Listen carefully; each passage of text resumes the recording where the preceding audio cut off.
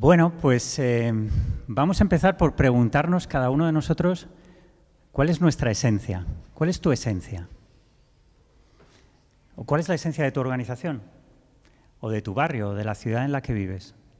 ¿Cómo puedes aplicarla de forma única a lo que vamos a hablar hoy aquí, que es un cambio de era? Se dice que estamos entrando en una nueva era, que es el antropoceno. El antropoceno es que por primera vez en la historia los humanos tenemos la capacidad de transformar el devenir del planeta. La realidad es que hasta ahora, bueno, yo creo que todos coincidimos aquí en que no lo estamos haciendo demasiado bien. Pero esto no tiene por qué ser así.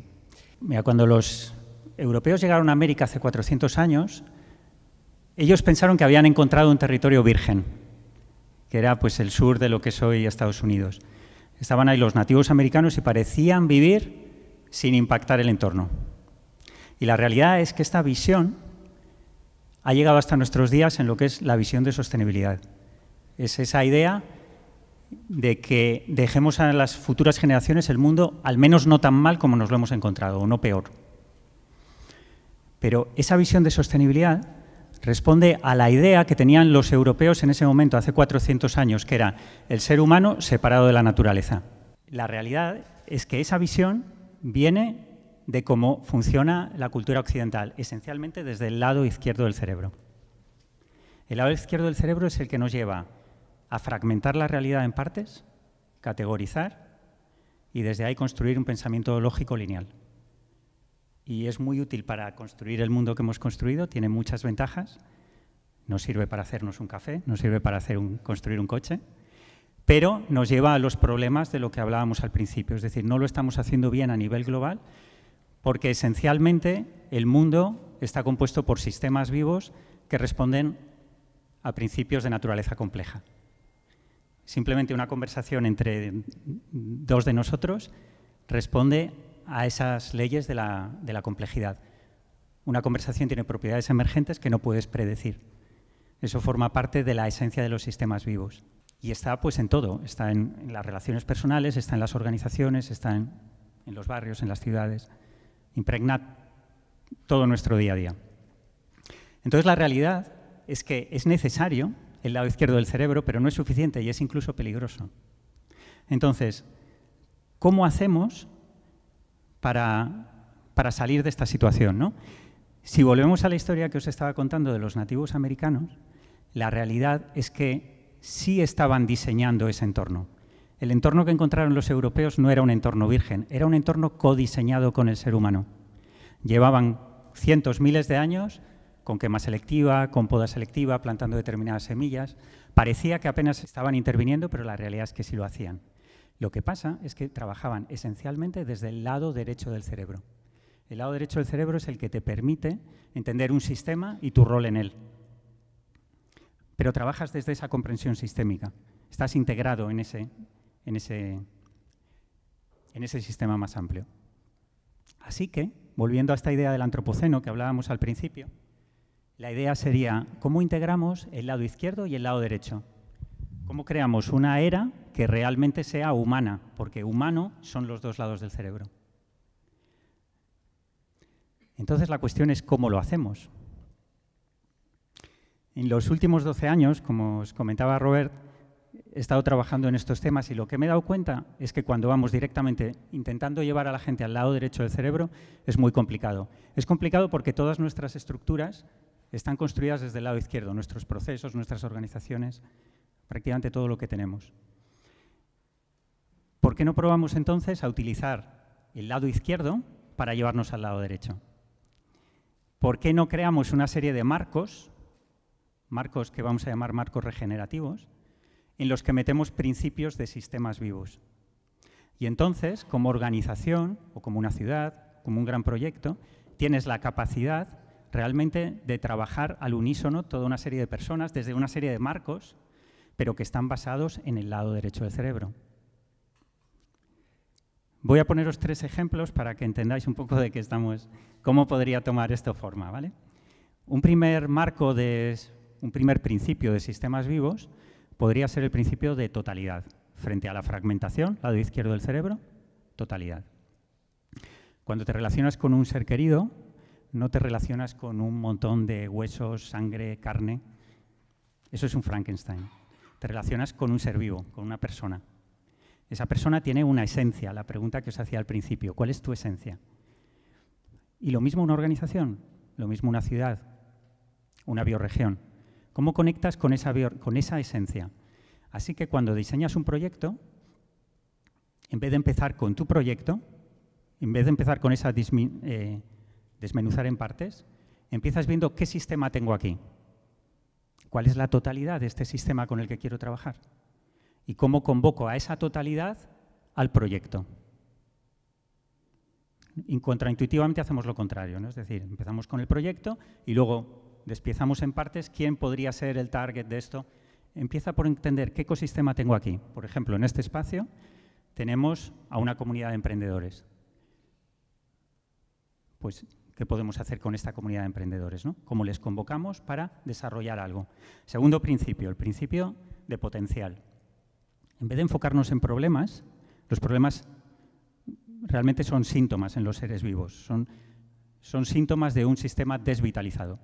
En vez de enfocarte en problemas, enfócate en potencial. Esa totalidad, ¿qué potencial tiene? O cada uno de los elementos de esa totalidad, ¿qué potencial tiene?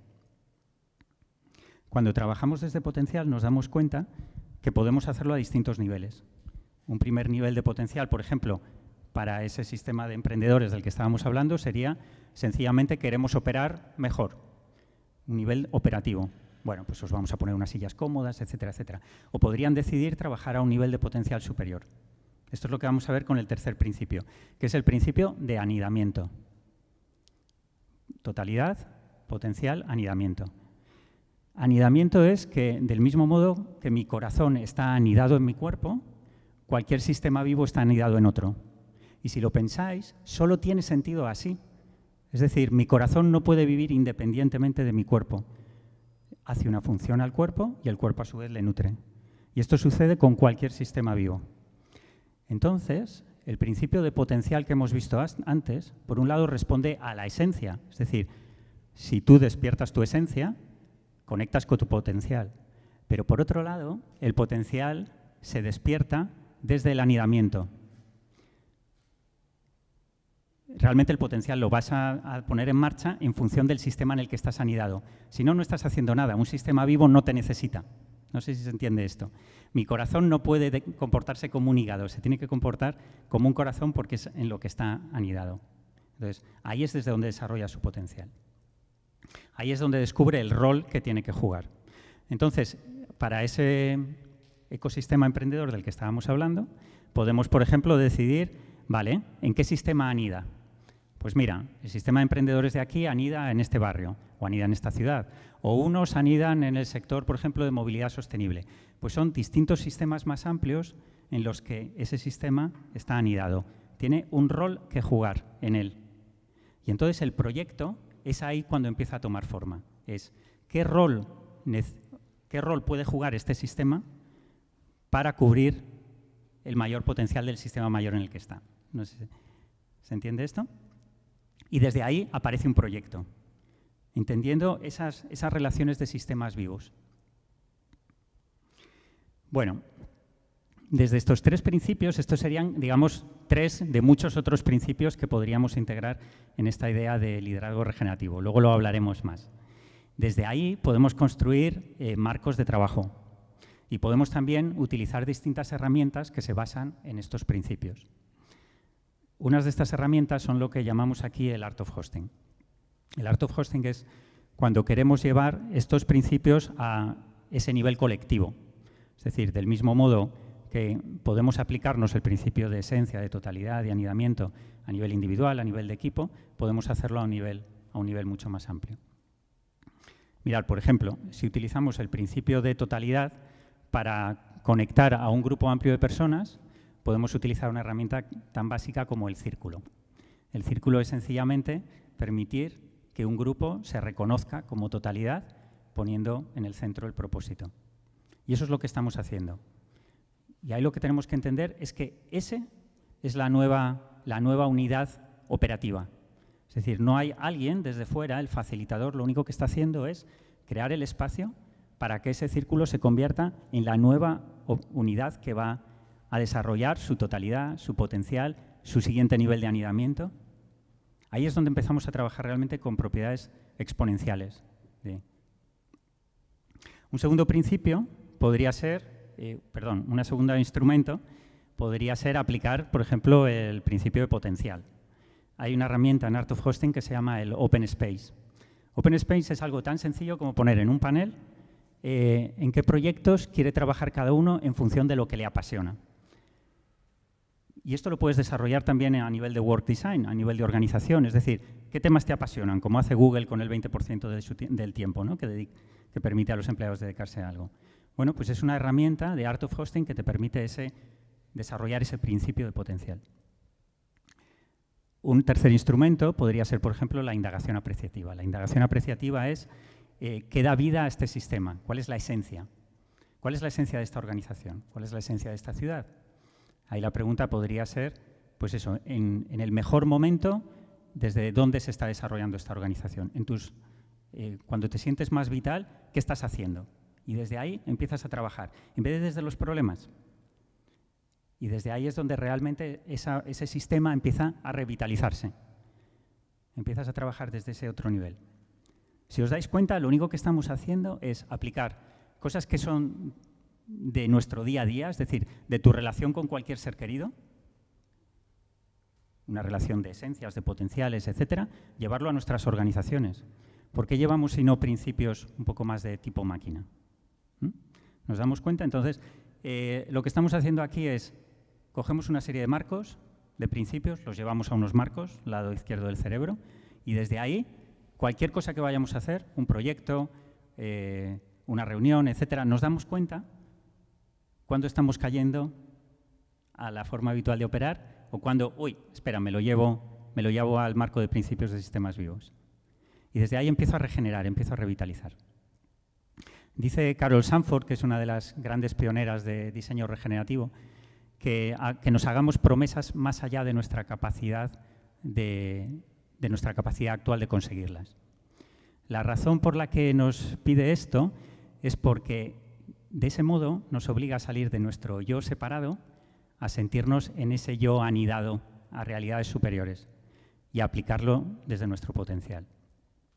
Así que la pregunta de cierre, y para empezar también a abrir el debate, sería, sintiéndote en esa nueva era antropocena, en la que hemisferios izquierdo y derecho se están unificando, ¿en quién te estás convirtiendo? ¿Qué significa esa nueva era? ¿En quién te tienes que convertir? Tú, tu organización, tu ciudad. ¿Qué cosas están sucediendo? ¿Qué nuevo rol estás jugando ahí? Desde ese imaginar, ese futuro, lado derecho del cerebro, empezamos a entender qué tenemos que hacer. Muchas gracias.